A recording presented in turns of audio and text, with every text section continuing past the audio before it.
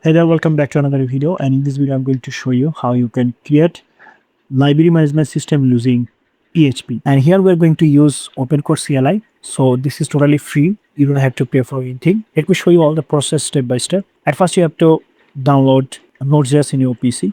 So go for the browser and go for Node.js, search it on the browser, and then you will come to this option here. You can see nodejs.org. So click here, download. It will directly take you to the download page. From here, you can select the current version. You should go with LTS, it means long-term support version. Then go a little bit down, you will find the download option. So click here and then it will start downloading.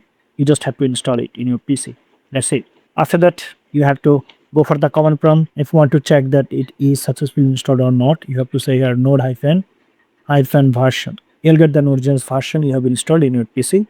Now you have to install the OpenCore CLI. So click here in this Windows option, and then here you have to type per second command prompt, but this time should select this option, run as administrator. Now type npm space I space -g space OpenCore -ai add latest. Now if you hit enter, then it will start installing OpenCore. I already installed it in my PC. To check if you have installed it, what you have to say here, OpenCore hyphen version. Then you'll get the OpenCore version you have installed in your PC. And I'll go. This is the version. If you want to open OpenCore, you have to say here OpenCore, then OpenCore will be start here. But we are going to create PHP project, so we have to keep it inside htdocs folder. So to run PHP, you need a server. So for this, you need to download gem. So go for the gem. You have to go for the browser and then search for the gem. Then you will find apachefriends.org. From here, you can click here download. Then come here, you can download the latest version. So download it and install it in your PC. The installation process is simple. That's why I'm not going to show you the process. So the video will be very long. So I will actually skip this part. Go to the installation drive where you have actually installed it. So I have installed in C drive. Here you will find a folder called gem. Go inside the folder, then htdocs. Here you will find a bunch of different files and folder. Just delete all of them because these are not necessary. Now here I'm going to create the project. The folder we have created here, it will work as a project. That's it. Now here, let's rename this. I will say library -ai. So this is our library management system project. Here we are going to open OpenCore. Now, as we install OpenCore in command prompts, we are going to open command prompt here. Click here in the address bar and say cmd, hit enter. Now, if you say here OpenCore, then OpenCore will be open here within short time. You can see, and you are inside htdocs, then library -ai. Now, if you write down here anything, then it will actually do the project for you. Before this, writing here something, make sure you have start gem server. So go for the gem control panel. Here is the server Apache and MySQL. We are going to use MySQL database, so MySQL server and then Apache for the PHP server. Maximize it. Now let's go to the browser and go for a chatbot like ChatGPT or Gemini or any other chatbot.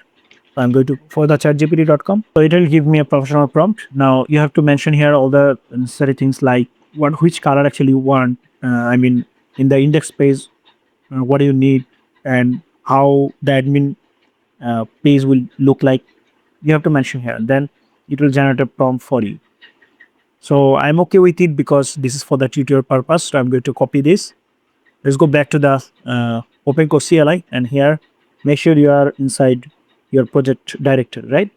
Library -ai. You have to paste here. So to paste it, you have to press Ctrl+V on your keyboard because we can't actually paste it through mouse. If you're from Linux, you have to press Ctrl+Shift+V. Now make sure you have started this server. Okay, now hit enter.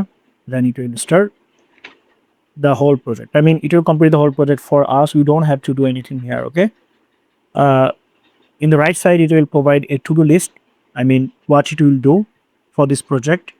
You can track the work. Here you can see in the right side, you will find. So here database schema, then config file, then dashboard page, then book management pages, and all the stuffs here you can see. So yeah, we'll see the output, and I'll fast forward the video, and on the project will be done. I'll be back.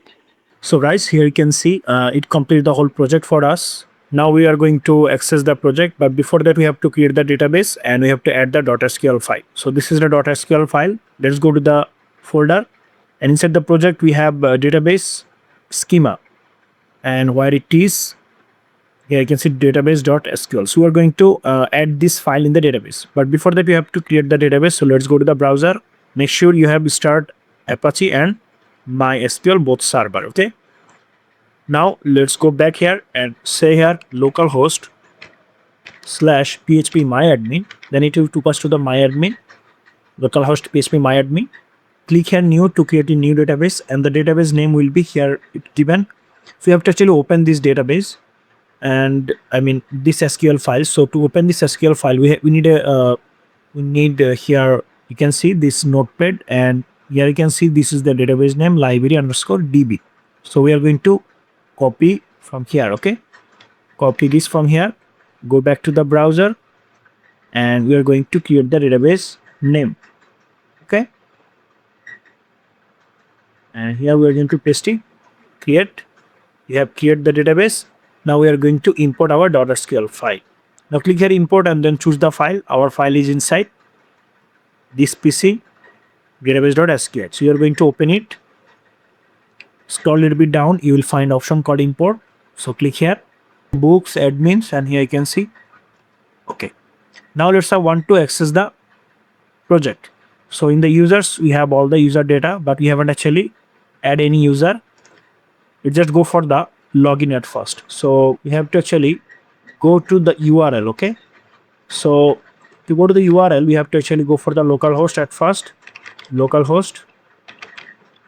You say /, then hit enter. Then you will find your all project inside the studios folder. Now this is our project. We are going to click here, and here we have all the pages, and there is nothing. We need the index file, right? So there is no index file. So we have to mention here that there is no index file. So if you find any kind of error, you just have to mention here. You say there is no index file, and then it will actually create an index file, and then it will restart it. Okay. So for the admin, you can see we can directly go to the admin. So admin, then admin 123. Okay. So here you can see the location will be login.php. Okay. So it will directly take us to the login page. Here you can see. Now let's go access it once again, refresh it. Here you can see this is the login page. Now we have login credential for the admin. Here you can see admin and then admin 123. So username will be admin, then password will be admin 123. Login. Here you can see invalid email, I mean username and password. So here we are going to mention that invalid username or password here. We'll hit enter, then it will solve the invalid username and password issue. Now we have to go there. So copy this. Okay. So select this and right click on it to copy this. Go back to the browser. Here we are going to paste it. So now password is fixed, admin and admin 123. So let's refresh it once again. Here we are going to give the password at first username and then admin 123. Here we go. Currently we are inside dashboard. Here you can see. Then we can add books also. We can add categories, all the things. Every single page is working perfectly, right? Then this is a dashboard. Pretty nice dashboard. From here we can actually take quick actions like add new book. Then we can give here title and ISBN. Let's say I want to add a new book. Give here a title. Let's say book 1. Then author, let's say Yamin. Publisher, let's say Web Technology. Then year 2026. Select category. We can actually select computer science. Quantity, let's say 100. Description, blah blah blah. Now save the book. Here we go. Book added successful. Go to the database and check. We have added books. Here you can see, yes, added books successfully. And you can see system administrator. We can add categories also. If you want new categories, we can rename it. Okay, update all the categories and all the things. We can add user also. We can add user. Let's say if any student want to log in, the student can actually log in. Now let's say I want to add a student. Let's say student ID would be 101 and the first name, let's say Tanvir. last name HMAD, and email, let's say tanbir@gmail.com, CSE, I don't know. Then semester, let's say summer, address, let's say 420 Nopod, password, let's say 101. Okay, save user, here you go. Password must be 6 character. Okay, so we are going to give here 1 2 3 4 5 6. That's it. There you go, we have successfully add user. Now let's save. So this is the email. Okay, and now let's say I want to log out and log in as student. So log out, log in. Now let's say I want to log in as student, so I'm going to say here email. Let's say we have added here tanbir@gmail.com, right? Then password, let's say 1 2 3 4 5 6. Login. So let's ask here that is there any student login? Is there any student login system?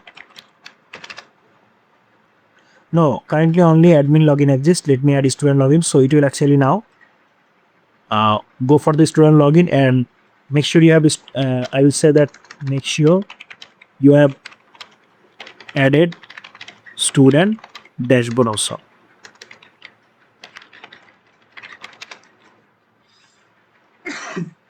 Now it queued. Now it will actually go for the student dashboard. Now to go to the student login, we have to actually go to this URL. So we are going to now copy this, and let's go back to the browser and let's paste it here. Here we go. We have a nice different student login form for the student. Okay, and here is the credential 2001, then admin 123. Then the password will be admin 123, right? Admin 123. So we are getting here error. Now let's say I want to add join as student 101, and then password, let's say 1 2 3 4 5 6. Here you can see I have logged in. So this is the student. Okay, now then issue and return. So I can issue click here issue book, choose a book, let's say book by this Yamin, and user, which user will actually book this. So this user. Now I click here issue book, successfully done. Now I want to log out, and let's say now I want to log in as let's say student. So I'm going to say student login, and here I'm going to say the student ID and then password. There is 1 2 3 4 5 6. Login. Here you can see I have borrowed a book, and this is the book. So that's it, guys. So this is just a simple website. If you want to make it more professional, you can actually give here more professional prompt. Then it can actually generate a professional site. That's it. Thank you so much for watching this video.